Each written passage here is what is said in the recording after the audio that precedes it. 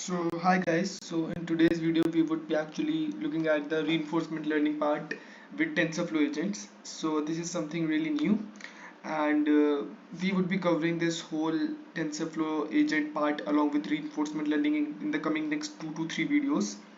So in this video there would hardly be any code part. So if you already know the basics of TensorFlow agents in theoretical thing and have a good knowledge of reinforcement learning, you can actually skip to the next video, or else let's jump right into it.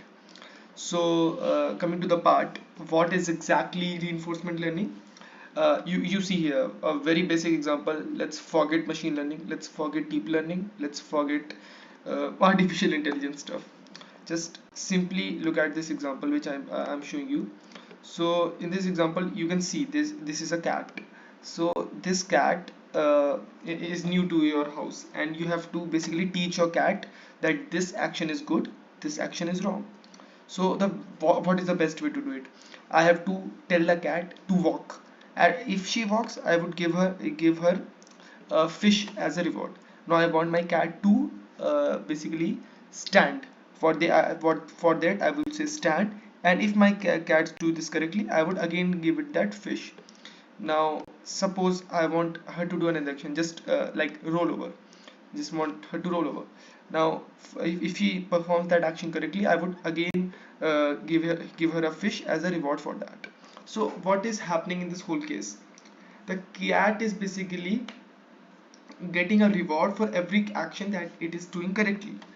So this not only helps the owner but at the cat as well, to exactly get to know that what is wrong and what is right. So in this way the cat learns. Similarly, same thing happens when you are a small child and you don't know what things are right or wrong. Whenever you do a good action, you get good marks in your exam. Most of the time you get some good something from your parents. You get some appreciation, and when you don't, you basically get scolded. So you know exactly what is good and what is wrong. Similarly, things happen in machine learning. There is an agent. Here the whole agent was cat, and then there is an observation done by the cat, and then an action is taken and the reward is given to the cat. So in this whole part, three things matter the most: the agent, which is cat, the environment, which is the house here, and the reward and the state, that is the action. So in this whole part, cat is acting as the agent, the house is the environment, the reward is a fish, and the action is the state, means exactly what you want the model to do. So walking. So this is how things work. Now same thing you do in machine learning. Suppose you are training a model. Suppose the model name is M. Now every time the model performs good or identifies something correctly, you reward the model by +1 points. So this gets the model to know exactly how to distinguish between things and how to increase the accuracy. Suppose you have did this 100 times. Now the model knows exactly what is happening, what is correct and what is not. So it's not that complicated. It's just like that click here when you see that thing working as a real life example, because majority of things we as living humans learn from, means do as the reinforcement learning. So uh, you know we have already heard about supervised learning. So the reason supervised learning is not enough, supervised learning needs label for every decision. And you see the agent, hidden layers, output, you guys already know that. Now coming to reinforcement learning, what we know, what we need, actually four things: the state, reward, action, agent, and environment. Actually five things you need for that. And the agent learns from the trial and the error. Now what is the difference in supervised learning along when it comes to reinforcement learning? We need to interact with the environment to enable the learning, of course.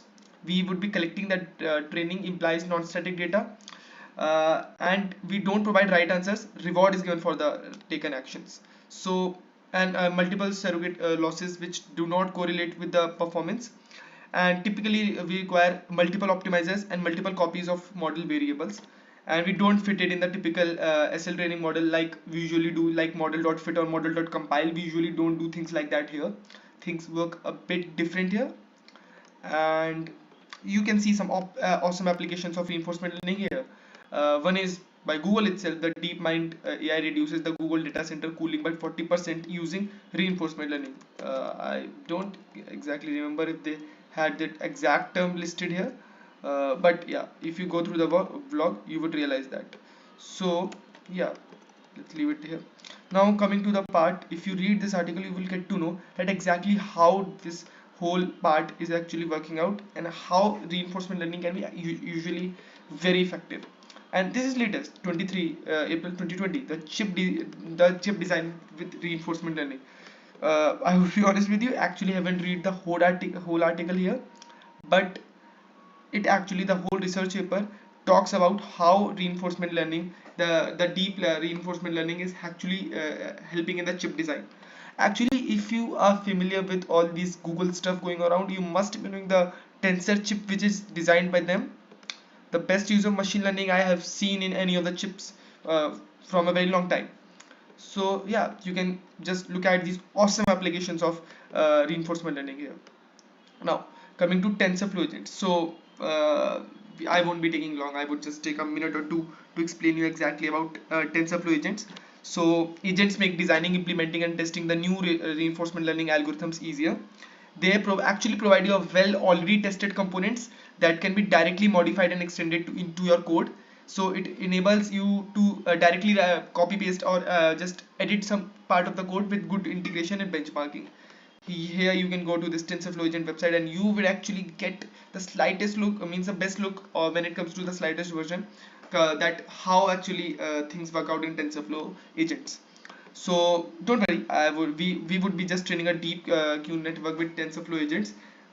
We would be just working on the whole part. If you want the basic code, this is we are getting to install the image IO, the Pi virtual display, the TensorFlow agent, and the Piglet.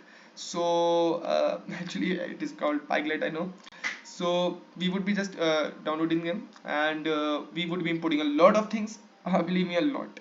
So yeah, it is going to be really fun. So TensorFlow agents is doing what? They are giving you already pre tested modular components that can actually be modified and extended into your code directly. So it sounds good. And yeah, that's it for this video. In the next video we would be coming to the whole code base part, how to install. Actually, installation is not that much a problem. You can directly go to documentations, and then we would be working out with this whole hyperparameters part, this environment part, everything. And I would just recommend you, if you don't know about reinforcement learning, I hope you have got an idea, but if you want to study that in deep, do go and read some documentations, or I would suggest you some articles on reinforcement learning and their applications or how they are used. I just remember one of the application was alpha 1, I guess. They trained a model something like this. They trained a chess model that it was able to defeat the best player in the world. I just don't exactly remember if it was its implementation, but yeah, it was part of this whole thing. So that is it for the video. I hope you like it and got to know something new. Thank you and have a nice day.